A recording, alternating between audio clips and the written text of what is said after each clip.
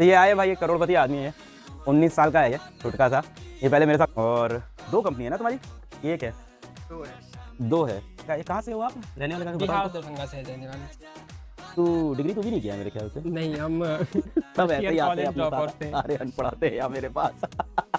आई है, और इसकी नेटवर्क करोड़ों में होगी। थोड़ा हम्बल है, डाउन टू अर्थ है, ट्रेनिंग मैंने अच्छी दी है क्योंकि और इसने कोई मोबाइल से फॉर्मल कॉलेज वाले से नहीं सीखा है ऐप यूट्यूब बनाना। पे हम कुछ 1-1.5 साल तक ऐसे सीखते गए, बनाते गए। मैं बताता हूँ इसका असली ऑरा, इसको मैंने हायर कैसे किया था। मैं आपको इसका असली ऑरा बताता हूँ, इसको हायर कैसे किया था।